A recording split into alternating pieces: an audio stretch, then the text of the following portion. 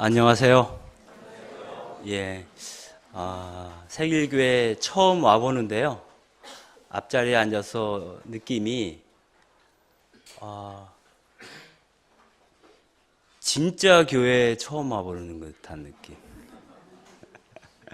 정말이에요. 제가 매주일 성당에서 미사를 드릴 때 느끼지 못했던 좀 특별한 감흥이 있었어요.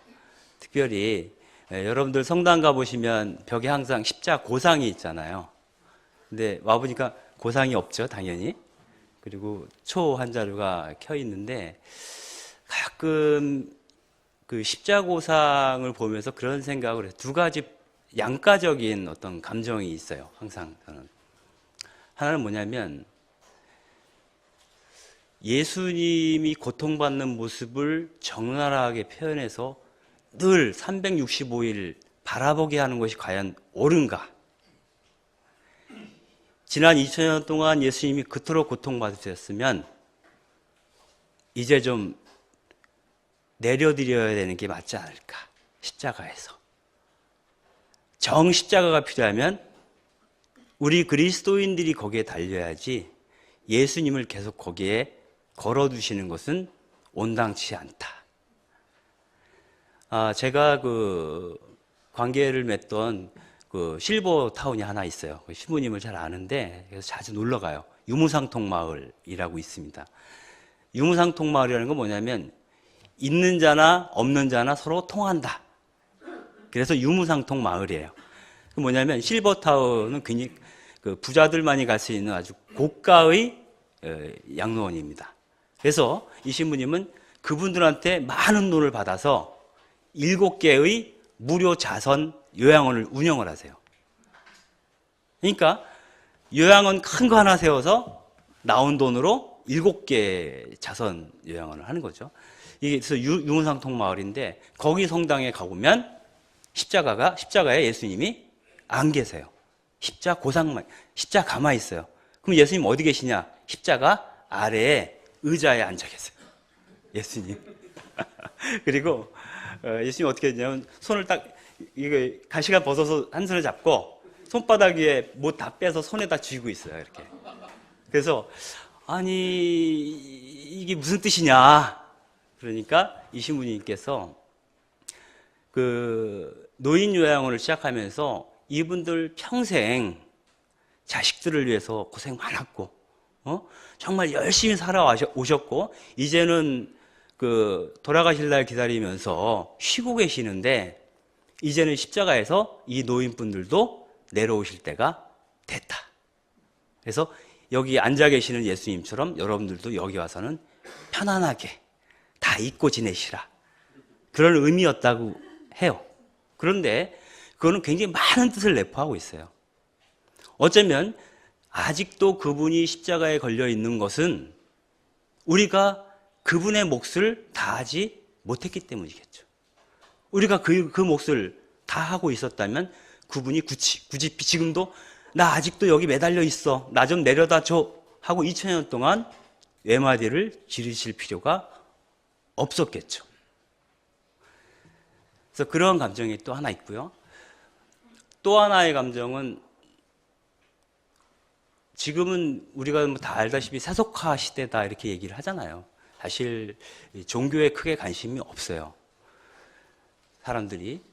그리고 교인이라 해도 사실은 어떤 그 복음적 가치보다는 이 세상의 가치에 따라 사실상 살고 있죠. 그래서 교회당에 와서 하느님을 또 예수님을 주님으로 고백하지만 정작 마음속의 주님은 뭘까요? 돈이죠. 이거는 어쩔 수 없는 현실이에요. 그리고 자본주의라는 구조 자체가 그것을 계속 부추기죠. 그리고 크게 결단을 내리지 않는 한 거기에 부응해서 살 수밖에 없고, 그러다 보면 입으로는 하느님을 이야기하지만 마음속으로는 황제를 갈망하고 돈을 희망하게 되는 것이죠. 여기서 우리의 어떤 그 신앙의 갈등 뭐 이런 것들이 나타나게 되는 것 같습니다. 이러한 측면에서 그 도로시대에는 우리에게 좀 특별한 의미를 갖고 있습니다. 여러분들 그 주보 세길교회 주보를 보시면 앞에 도로시대의 사진이 있고 밑에 연도가 되어 있는데 그 연도 이분이 돌아가신 해가 1980년입니다. 1980년이면은 한국에서는 뭐가 일어났죠? 네, 광주항쟁, 광주학살이 있었고요. 그리고 엘살바도르에서는 군사독재가 시작되면서 로메로 대주교가 암살당한 날입니다. 그 해가 80년입니다. 로메로 주교가 그 전해 포에블러 주교회, 중남미 주교회에 가서 저희들을 도와주십시오라고 호소를 합니다. 주교들 앞에서. 중남미 주교들 앞에서. 근데 그분의 호소가 주교회에서 받아들여지지 않아요. 그리고 나서 바로 이 사람이 암살당합니다. 그런데 바로 같은 해에 도로시데이도 죽어요. 그런데 이분들은, 이 두 분은 아주 묘한, 일치하는 묘한 부분이 있어요. 뭐냐면, 로메로 대주교, 오스카 로메로 아시죠? 예. 로메로 대주교 같은 경우에는 정치적인 이유로 순교한 사람으로는 처음으로 복자가 되신 분이에요. 카톨릭 교회에서는 성인 공경이라는 게 있습니다. 그래서 숱한 성인들이 있는데 그 수많은 성인들 가운데 교회가 공식적으로 인정한 성인 가운데 사회운동을 하다 죽은 사람은 단 한 명도 없어요. 아직까지는. 그런데 로메로 대주교가 사회운동을 하던 건 아니었으나 사실상 사회운동을 한 거죠. 주교로서 그런 독재 정권에 대해서 저항하다가 암살당한 사람은 처음으로 복자가 됐어요. 복자 다음 단계가 성인입니다. 그래서 아마도 조만간 성인 품에 오르실 거라고 생각을 하고 있고요. 그리고 같은 해에 죽었던 도로시대에는 복자 전 단계가 주님의 종 단계예요. 희성 과정에서 보면은. 그래서 주님의 종 단계에 와 있어요. 그래서 이 두 분이 성인에 오른다면 카톨릭 교회에서는 공식적으로 사회운동을 하다가 정권의 압제에 투쟁하다가 돌아가신 분을 성인으로 공경하는 하나의 흐름이 공적으로 마련되는 거죠. 이게 중요하다. 이런 생각이 듭니다. 그런데 정작 도로시데이가 1931년도에 창립을 한 피터 모린이라는 분하고 같이 카톨릭 워커, 카톨릭 일꾼들 같은 경우에는 도로시데이가 성인이 되든 성인이 되지 않든 관심이 없어요. 왜냐하면 도로시데이 자신이 나더러 성인이라고 부르지 마라 이렇게 얘기를 했어요. 그러니까 이미 생전에 많은 사람들이 선생님은 성인이세요 이런 얘기를 많이 들었던 거예요. 완전히 자기를 내려놓고 살았기 때문에 그런 말을 들을 만도 하겠죠. 근데 이분은 극구 사양을 했어요. 제가 재작년에 도로시데이 무덤에 묘지에 간 적이 있어요. 뉴욕에 있는데 뉴욕 바닷가에 있는 공동묘지에 있습니다. 이 공동묘지에 있는데 표지가 요만한 표지석 하나만 바닥에 딱 있어요. 아무것도 없어요. 그래서 뉴욕 대교구에서는 이분을 성인으로 시성을 하게 되면 뉴욕 교구가 위신이 쓰는 거잖아요. 빛나는 거거든요. 그래서 자꾸 시성을 시키려고 애를 써요. 그래서 묘지를 거기다 놓으면 사람들이 안 가보니까 뉴욕시 맨하탄 한가운데에 있는 큰 성당이 있습니다.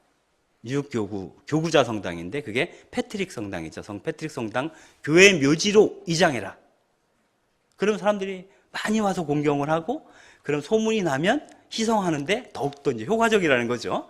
이런 실용주의적 관점에서 얘기를 하지만 그때 도로시데이의 손녀딸인 마샤라는 친구를 만나는데 그 사람 얘기는 계속 고민하고 있다. 옮기는 거에 대해서. 근데 대부분의 사람들이 그냥 있던데 그냥 놔두는 게 좋겠다. 라고 얘기를 해요. 그래서 제가 그때 광주항쟁 때, 광주사태 때 죽은 그런 사람들이 구묘역이 있고 신묘역이 있잖아요. 그 사례를 얘기를 했어요. 그래서 만약에 이장을 하더라도 여기는 그대로 보존하면 좋겠다. 혹여라도 그렇게 된다 해도 그런 얘기를 한 적이 있는데 카톨릭 워커는 과거를 기념하는 데 관심이 없어요. 과거에 우리가 어떻게 살아왔고 도로시데이가 어떤 사람이고 그가 남겼던 유품이 뭐고 그가 만들었던 카톨릭 워커라는 신문이 어떤 거고 이런 것들을 설명하고 기념하고 이런 거에 대해서 관심이 없어요. 그럼 뭐에 대해서 관심이 있느냐? 이들의 관심사는 오직 지금 여기서 고통받고 있는 사람들에게만 관심이 있어요. 그래서 실제로 뉴욕 그 본부에 가면 본부에 해당되는 게 메리하우스라고 있습니다. 거기는 여성 노숙인들이 와서 밥을 먹고 옷을 갈아입고 신발을 얻고 목욕도 할 수 있는 그런 공간이에요. 근데 거기서 카드를 워커라는 신문도 31년부터 지금까지 한 80년 넘게 만들고 있는데 거기에 가면 도로시 데이가 있던 방이 있습니다. 이 방이 먼지가 그대로 쌓여 있어요. 하나도 정리가 안 돼 있어요. 그리고 카드리 워커 신문도 지난 호는 그대로 묵혀 있어요. 가지고 이렇게 햇빛에 바스라질 정도예요.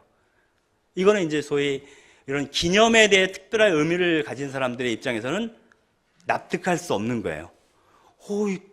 내일 모레 성인이 될지도 모르는 사람과 관련된 거를 이렇게 방치해도 돼? 이렇게 얘기할 수 있지만 실제로 거기서 일하는 사람들은 도로시대를 너무 좋아하지만 그분을 너무 사랑하지만 그의 정신을, 그의 영성을 사랑하는 거지 그가 남긴 유품을 사랑하는 게 아니라는 거예요.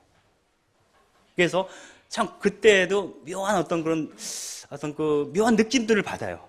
그런 걸 볼 때마다. 우리들은 소중한 사람의 옷도 소중하게 남겨야 된다 이런 생각도 하는데 그분들은 좀 더 현실적인가? 이런 생각이 들어요. 아무튼 더 중요한 것은 지난 과거가 아니라 지금 이 순간에 내가 무엇을 하고 있는지, 무슨 생각을 하는지, 무엇을 느끼고 있는지, 누구를 지켜보고 누구에게 눈길을 던지고 있는지가 더 중요하다라고 생각을 하는 겁니다.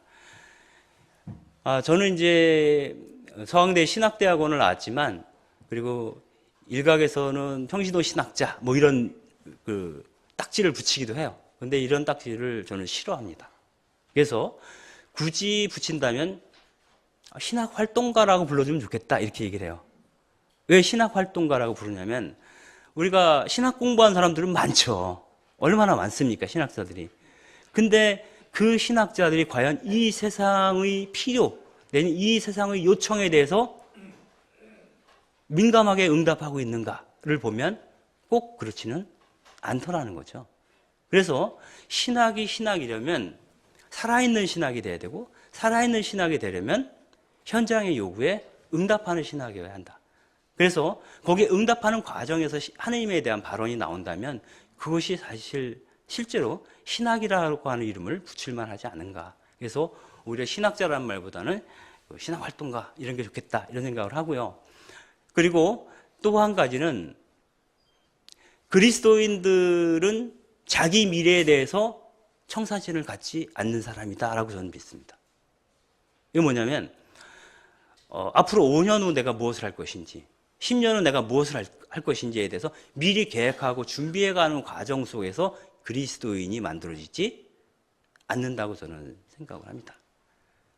예를 들어서 예언자들 같은 경우에는 농사를 짓다가 양떼를 몰다가 어느 날 문득 하느님께서 내 백성이 너무 고생하고 있으니 네가 가서 한마디 하렴 이라는 부르심을 듣는 거잖아요. 갑자기 그래서 생업을 접고 그 하느님의 말씀을 발언하는 거예요. 어느 날 불쑥. 그래서 우리는 언제 그분의 이야기를, 그분의 음성을 들을지 몰라요. 그래서 주님이 말씀하시면 언제라도 응답할 수 있도록 항시 네 마음을 무디게 가지지 말라.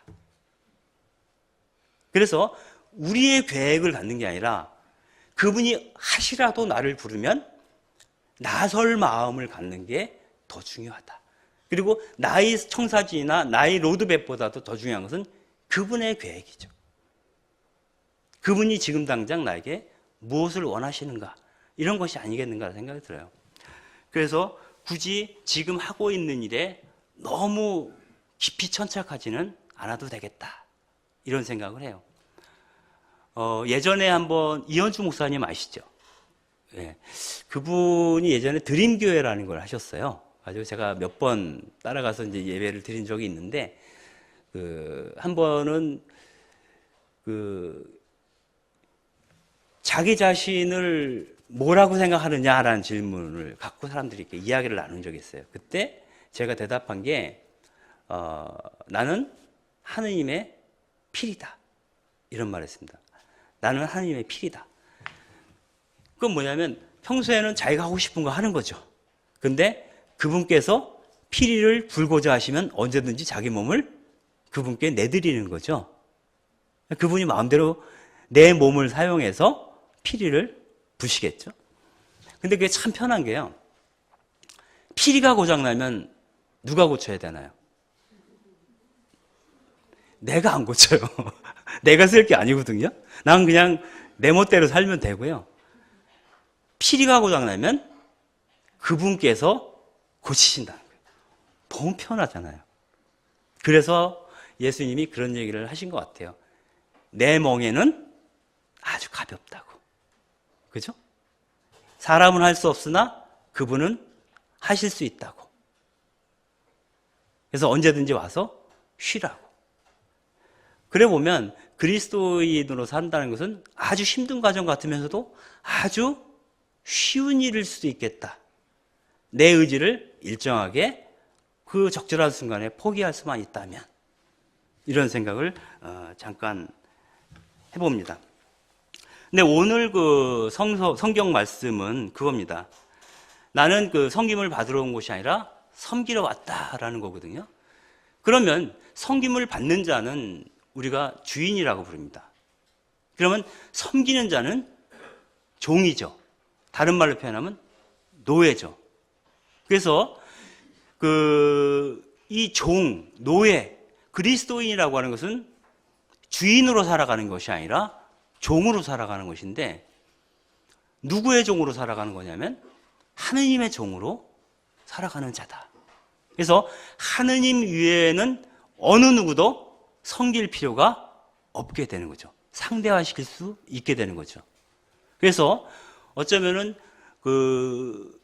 우리가 그리스도인으로 산다는 것은 종답게 산다는 것인데, 이 문제랑 관련해서 아주 좋은 이야기를 남긴 사람들이 몇 분이 있어요.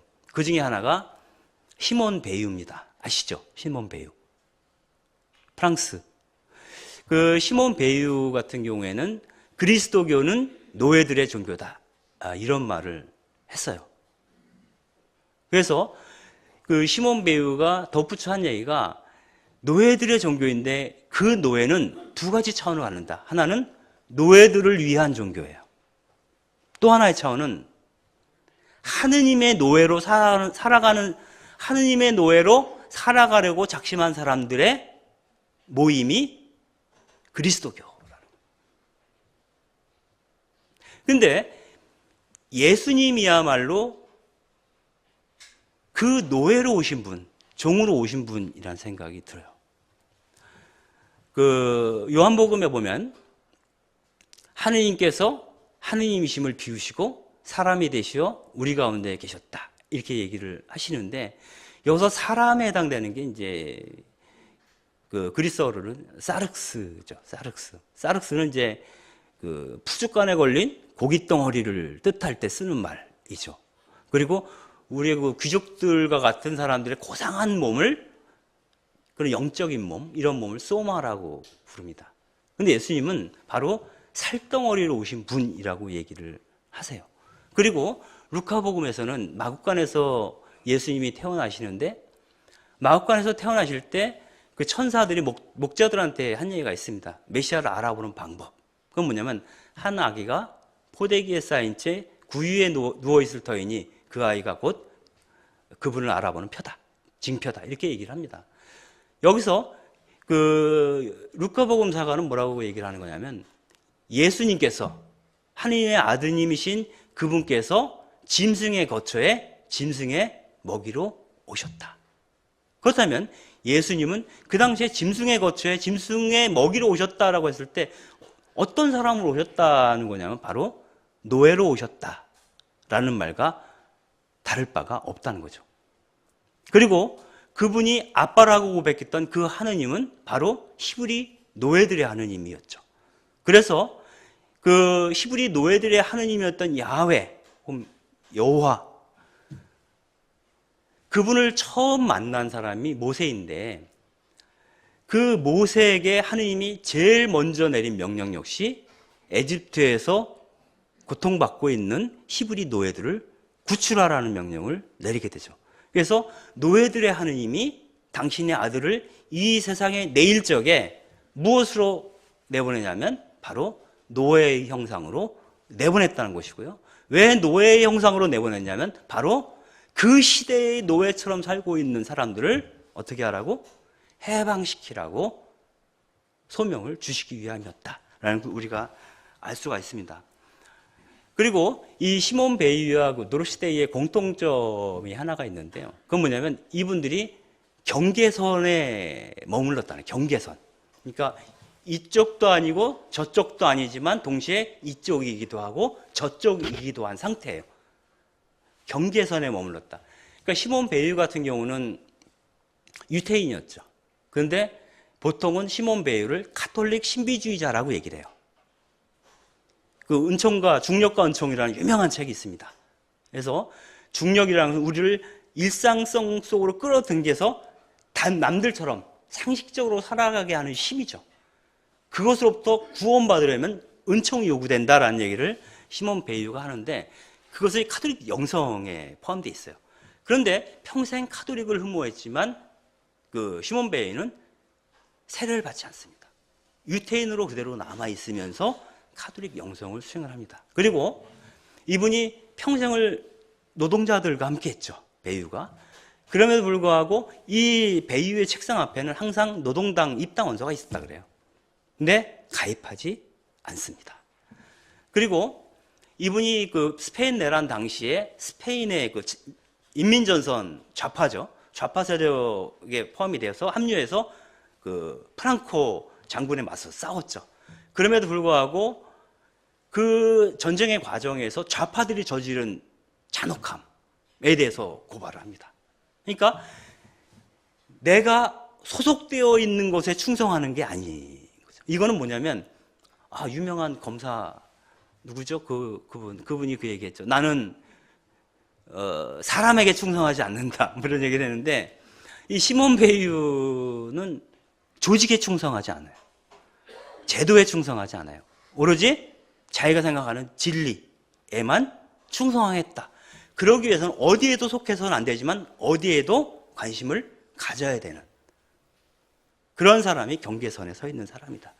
이 도로시데이 같은 경우에는 원래가 아나키스트였죠. 철저한 아나키스트였고, 그리고 그 업튼 싱글레어가 쓴 정글이라고 하는 그 하역 부두 노동자들의 파업 투쟁에 대한 그 소설을 읽고 감흥을 받아서 그 노동자들의 삶에 투신을 하는데, 이 도로시데이가 좌파, 우리가 소위 말하는 사회주의를 선호하면서도 그 당시에 사회주의 세력과 가장 적대적 관계에 있었던 것이 교회입니다. 미국에서. 그 카톨릭 교회에 입교를 하죠. 그러면서 이 사람이 추구했던 것은 이런 고민을 해요. 그 입교를 할 때, 입교를 해서 그 신앙생활하면서 어떤 고민을 하냐면, 자기가 성인전을 많이 봤는데 가난한 이들에게 먹을 것을 나눠준 성인은 많았지만 왜 그들이 가난한지, 도멜다 까마라 대주교처럼 그들의 가난을 완전히 없앨 수 있는 구조를 바꾸려고 노력한 성인은 왜 없는가? 이렇게 질문을 해요. 근데 훗날 카톨릭 워커 운동을 하고 나서 나중에 깨닫습니다. 그때 그분은 이렇게 대답한 것 같다. 네가 바로 그런 성인이 되라. 되게 감동적이었어요, 저는. 우리가 무엇을 바랄 수는 있지만 자기가 그 바라는 것을 실현해야 되는 사람이라는 생각은 안 하죠. 그리고 우리가 바라는 것들이 너무 클 수도 있어요. 근데 내가 있는 현장에서, 내 생활 주변에서 작은 것부터 하나씩 해나가는 것, 할 수 있는 것을 하는 것부터 시작을 하는 거거든요. 일단 하고 나서 생각해라. 이게 이제 도로시데이의 입장인 거죠. 그래서 교회에서도 도로시데이에 대해서는 성인 품에 오르는 것에 대해서 갑론을박이 굉장히 심해요. 왜냐하면 그가 사회주의자였고 또 그 입교하기 전에 낙태를 했었어요. 이게 이제 카톨릭 교회의 문제가 되기 때문에 문제를 삼고 있죠. 그런데 이분이 성인이 된다는 것은 사회 정의와 자선이라고 하는 두 가지를 통합시킨 성인. 그리고 아이를 가진 엄마인 성인. 대부분 성인들은 수도잖아. 신부들이 주로 많이 됐거든요. 그리고 실천과 영성을 통합한 성인이 나오는 거거든요. 그러한 의미에서 우리 시대에 가장 필요한 성인이다라고 그 뉴욕 대교구장인 그 대교구장 주교는 그렇게 얘기를 합니다.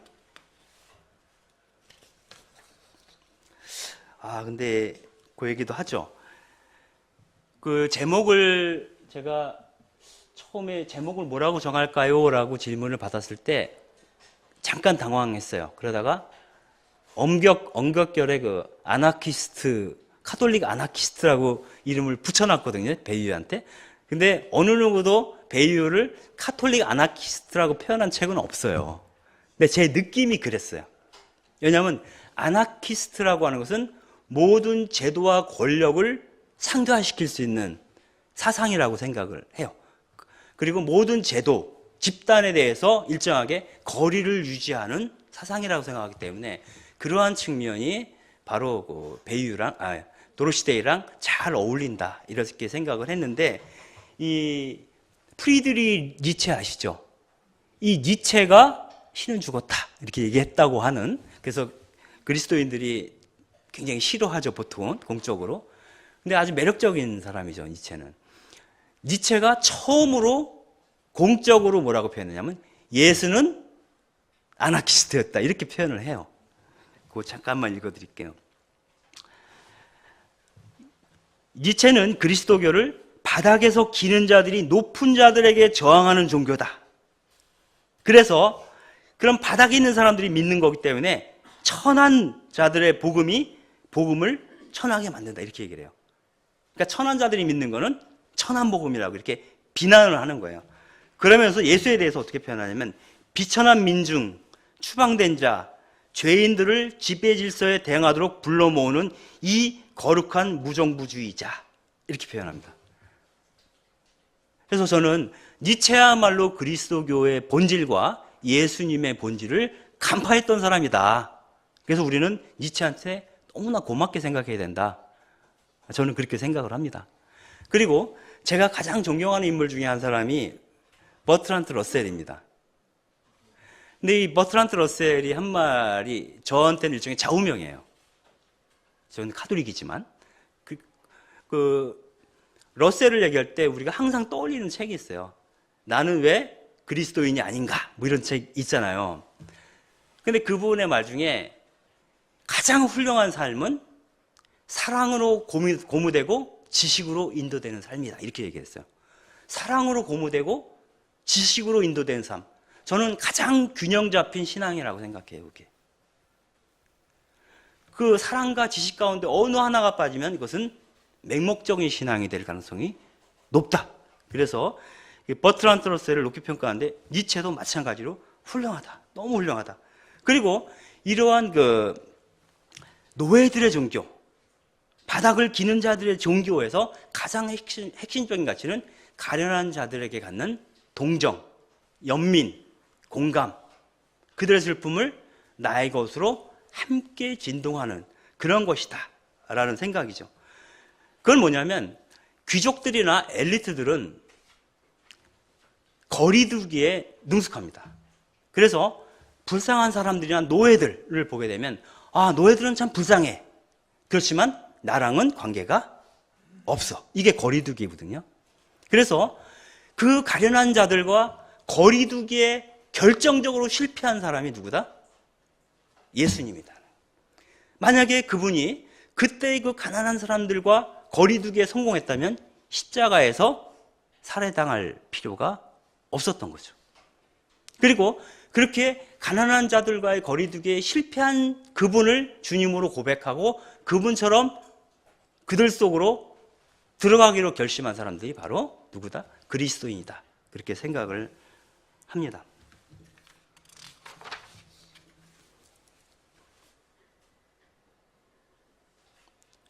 제가 시간이 다 된 건가요? 그쵸? 뒷부분은 간단히 하겠습니다. 제가 10분만 더 해야 될 것 같은데. 네. 허락을 해주시면. 도로시대랑 관련해서 얘기할 게 너무너무 많아서 사실 20분, 30분으로는 힘들긴 해요. 근데 제가 그분에 대한 얘기를 들으면서 가장 충격적이었던 건 뭐냐면, 그 도로시대이 하면 가장 유명한 게 환대의 집입니다. 즉 가난한 사람, 노숙인들이 와서 먹고 자고 하는 그런 곳이죠. 그런데 그 환대의 집에 어느 날 어느 귀부인이 찾아온 거예요. 그래서 다이아몬드 반지를 빼서 주고 갔어요. 기부를 한 거죠. 그러니까 도로시대이가 주머니에 넣고 있다가 마침 늘 찾아오던 노파가 있어요. 그분한테 준 거예요. 그러니까 그걸 보고 나서 그 노파가 돌아간 다음에 다른 그 같이 일하던 풀타임 실무자라고 얘기해. 풀타임이라 그냥 그렇게 부르는데 거기서는 풀타임들이 와서 선생님, 저 노인네가 저걸 갖고 술 먹어버릴 수도 있고 술 먹고 잃어버릴 수도 있고 오히려 그걸 팔아서 월세를 내주는 게 더 낫지 않았겠느냐 문제 제기를 합니다. 그때 도로시대이가 이렇게 얘기를 합니다.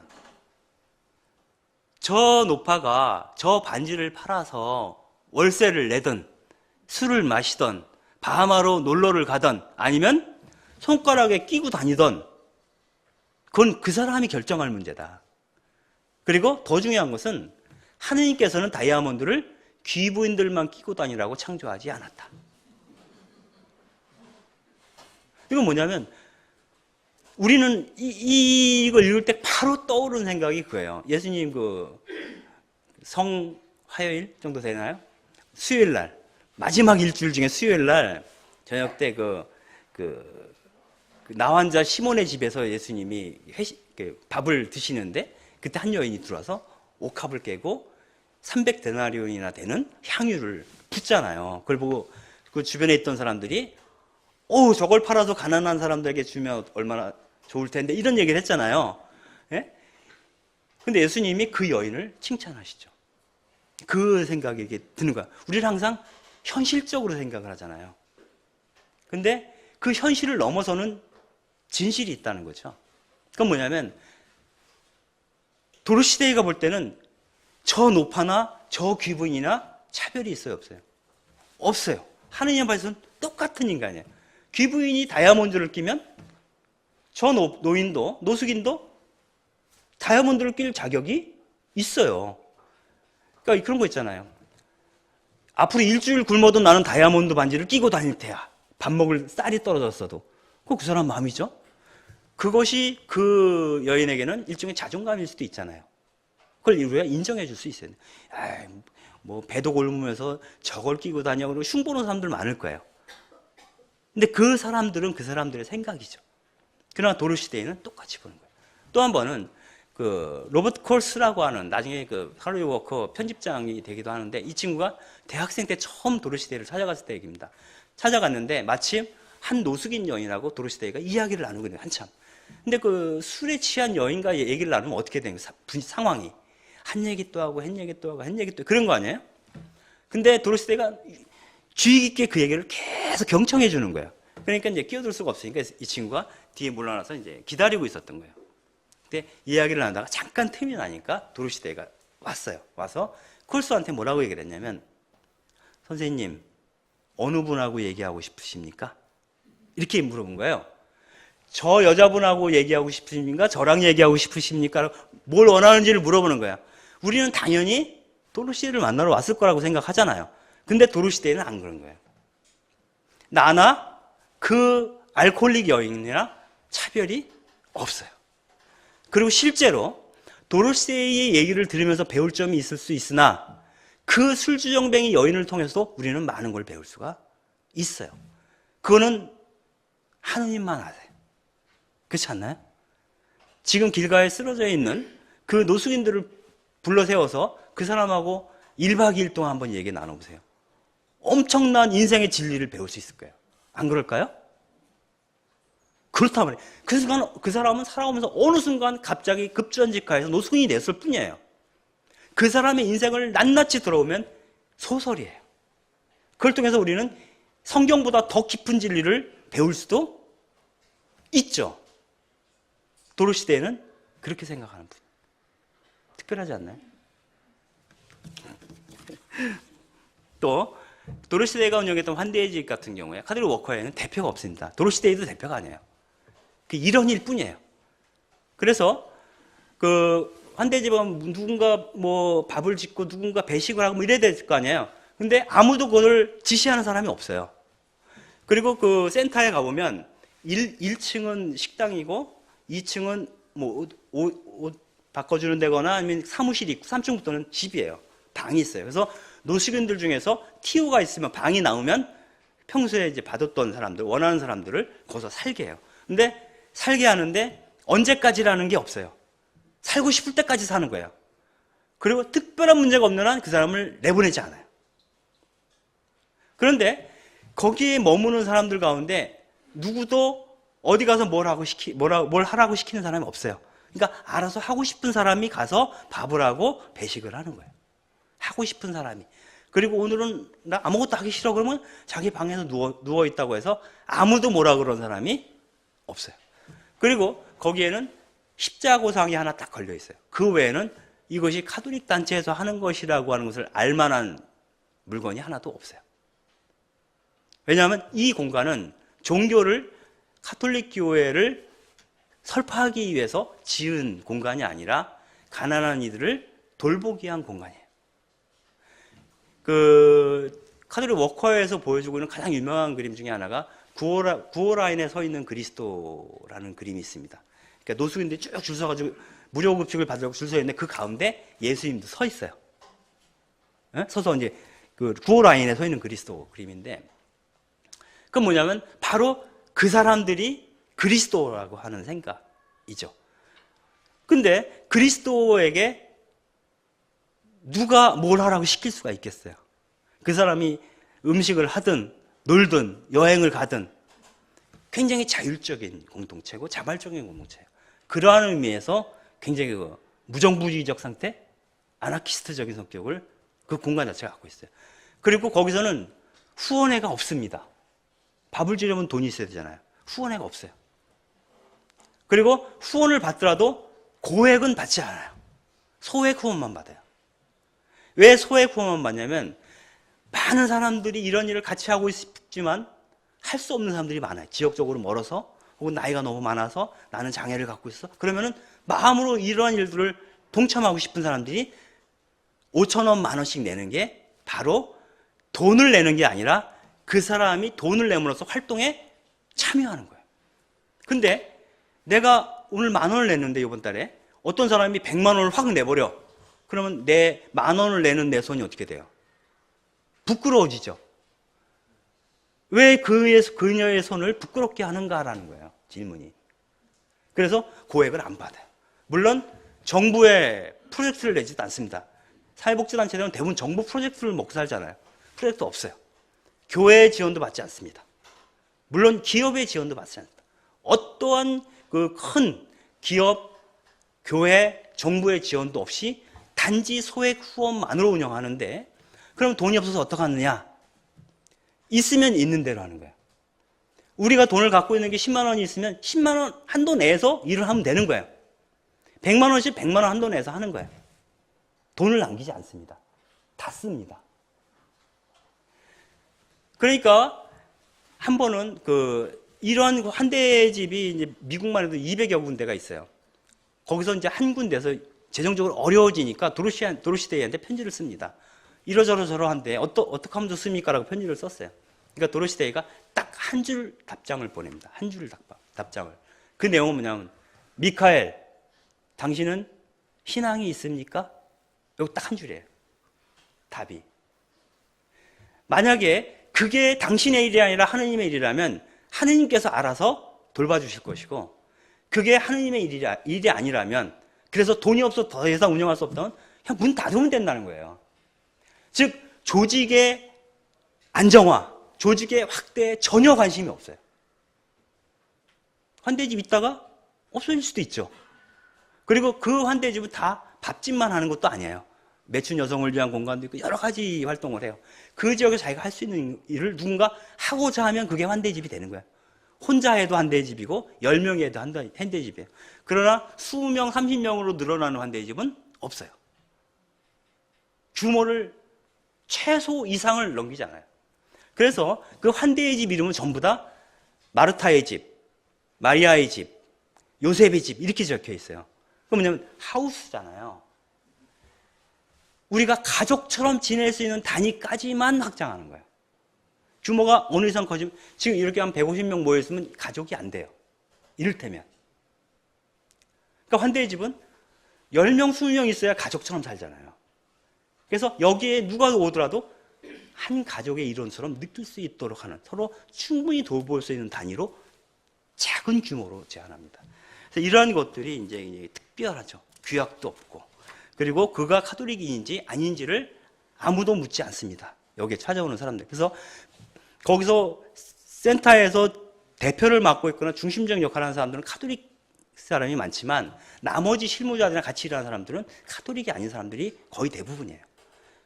그러니까 종교랑 사실상 직접적인 상관은 없다. 무슬림이 와서 환대의 집에서 같이 일할 수 있어요. 이를테면. 마지막으로 2가지를 더 얘기해야 되는데. 한 가지 빼고요. 이것도 한 2줄로 얘기하면, 떼돌리아누스라고 하는 교부가 이런 얘기를 했습니다. 그리스도인의 삶의 목적은 지옥을 면하는 데 있지 않다. 이렇게 얘기를 했어요. 도로시 데이는 어떻게 얘기했냐면, 그리스도인의 삶의 목적은 성인됨에 있다. 여기서 말하는 성인은 공식적인 성인을 얘기하는 게 아니에요. 교황청에서 인준한 성인을 얘기하는 게 아니라 거룩함으로 불리움을 받았다. 모든 그리스도인은. 이게 이제 이 도로시 데이의 입장이죠. 그리고 이렇게 가는 데 있어서 제일 중요한 것은 이런 과정에서 필요한 것이 그 슬로건이 있습니다. 우리 카톨릭 일구원에서는 그 말을 기도하고 공부하며 일하자 이렇게 정해서, 이게 원래 베네딕트회 슬로건이기도 해요. 기도하며 노동하라 뭐 이런 건데, 기도하며 노동하라, 기도하며 일하는 것 가운데 이 양자의 중심을 잡아주는 게 바로 공부라는 거예요. 이 공부에 해당되는 게 렉시오 디비나, 베네딕토에서는 렉시오 디비나를 얘기하는 건데, 하느님에 대한 지혜죠. 그것이 명확하게 서 있지 않으면 헛된 기도를 하거나 허튼 일을 하게 된다는 거예요. 무슨 말씀인지 아시죠? 엉뚱한 기도를 하는 거예요. 기도를 하긴 열심히 하는데, 밤새워 하는데 엉뚱한 기도를 해버리는 거예요. 떼돈 벌게 해달라고. 이를테면 그분이 누구시니? 그분이 노예들을 옹호하시는 분이시라는 걸 까먹은 거예요. 너가 부자가 되는 순간 너는 하느님과 상관없는 사람이 될 거야 라는 경고를 잊어버린 거죠. 아니면 모르는 거죠. 왜? 공부를 안 해서. 제가 준비한 글의 마지막 부분만 읽고 끝내겠습니다. 제대로 공부가 안 되면 사람의 아들은 섬김을 받으러 온 것이 아니라 섬기러 왔고, 또 많은 이들의 몸값으로 자기 목숨을 바치러 왔다는 말을 결코 이해할 수 없습니다. 그래서 말로는 하느님을 섬긴다지만 몸으로는 우상을 섬기게 됩니다. 말로는 하느님의 종이라고 하지만 정작 하느님을 능멸할 수도 있습니다. 오늘 긴 시간 이야기 들어주셔서 감사하고요. 도로시데이에 대해서 환대하는 삶이라는 책, 이 평전이 나와 있는데 한번 기회 되시면 읽어보시면 좋을 것 같고요. 그래서 어디에도 얽매이지 않고 그분에게만 종된 자의 삶을 사는 그 사람이 바로 그리스도인이다라는 것을 기억할 수 있는 시간이 되었으면 감사하겠습니다. 고맙습니다.